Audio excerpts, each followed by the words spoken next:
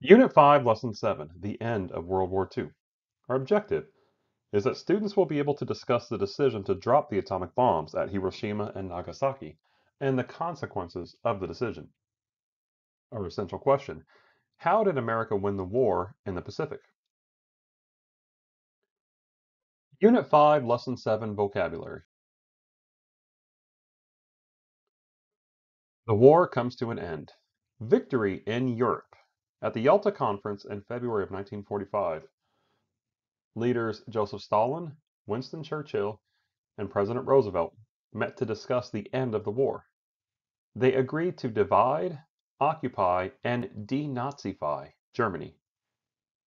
Critics of the Yalta Conference said that this gave too much power to Russia, as they were basically allowed to control Eastern Europe, while the United States tended to the affairs in the South Pacific, and Britain saw to the affairs of North Africa and Western Europe.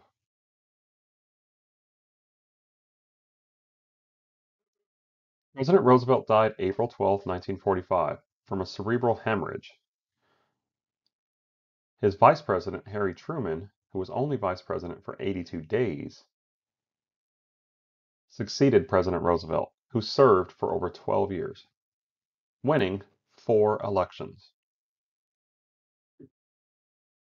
Before President Roosevelt's death, he had allowed the United States military to initiate a joint Allied project consisting of Canadian, British, and United States scientists to build an atomic bomb. This was started in 1940 and led by scientist J. Robert Oppenheimer. By July 1945, 3 atomic bombs had been built.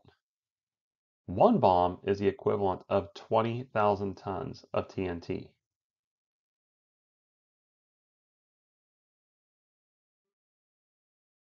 During the atomic age, the Manhattan Project, headed by J. Robert Oppenheimer, developed weapons, and the 2 bombs were known as Little Boy on the left and Fat Man on the right.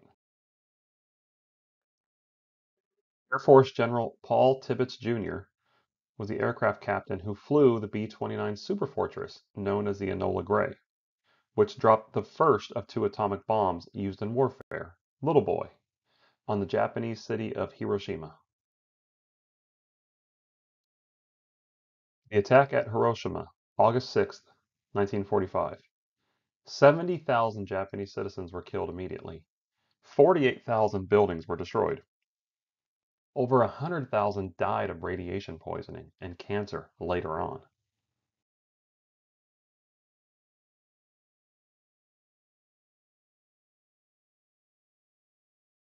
Excerpts from a speech given by President Harry Truman to the American public and to the world as he proclaims, "My fellow Americans, the British, Chinese, and United States governments have given the Japanese people adequate warning of what is in store for them. The world will note that the first atomic bomb was dropped on Hiroshima, a military base. If Japan does not surrender, bombs will have to be dropped on her war industries, and unfortunately, thousands of civilian lives will be lost. I urge Japanese civilians to leave industrial cities immediately and save themselves."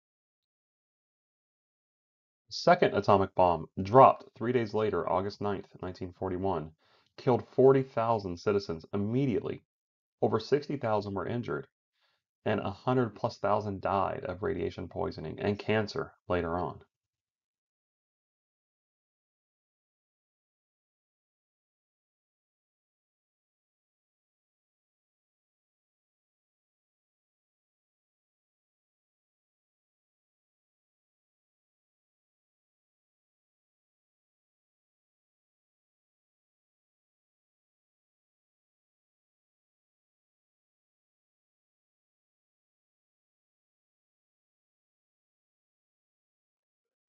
After the Nagasaki bombing, Emperor of Japan, Hirohito, surrendered to the Allies to end World War II in the South Pacific. "The time has come to bear the unbearable," he is quoted as saying for his surrender to the Allied forces. Japan officially surrenders on August 14, 1945. This official surrender ceremonies were held on the USS Missouri near Tokyo Bay on September 2nd, 1945.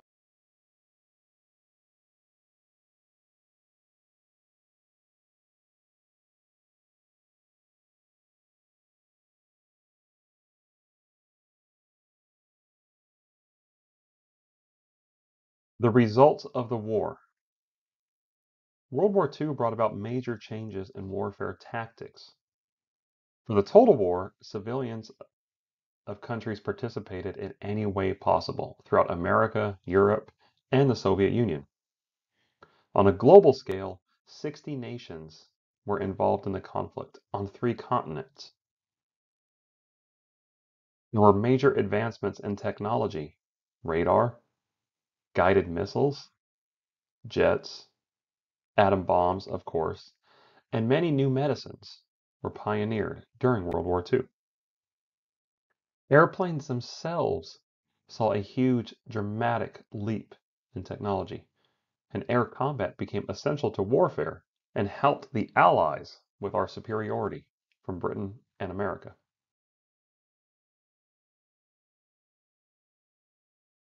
The economic costs of the war were tremendous. Wars cost billions of dollars, and they typically ruin economies, especially for the losing side.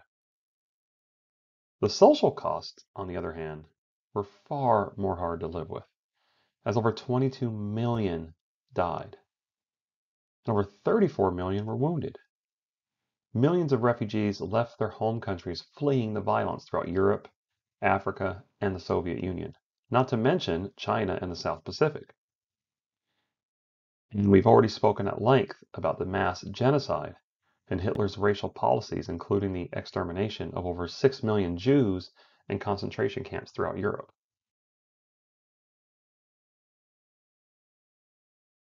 Politically, the costs were as high as the economic or social costs of the war.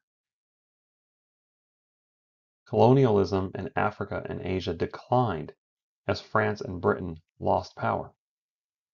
The Soviet Union acquired satellite states in Eastern Europe that would become communist footholds for the Soviet Union.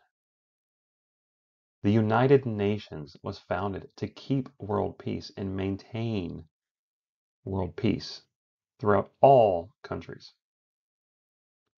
Germany, which was defeated now in 2 consecutive world wars, was divided into Communist East under Soviet control and Democratic West, overseen by Britain and America.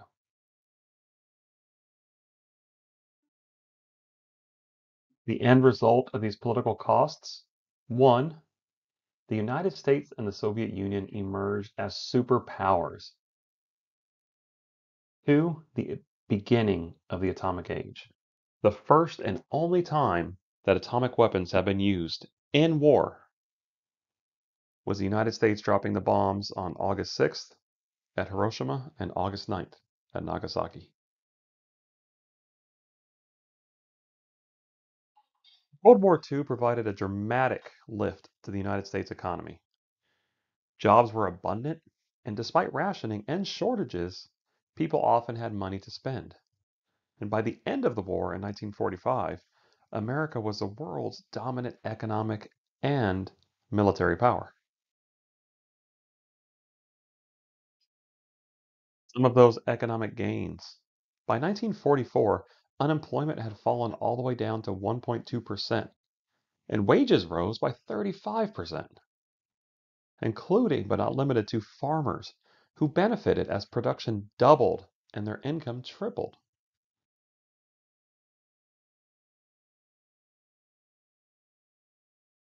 Congress passed the Servicemen's Readjustment Act of 1944, commonly known as the GI Bill of Rights.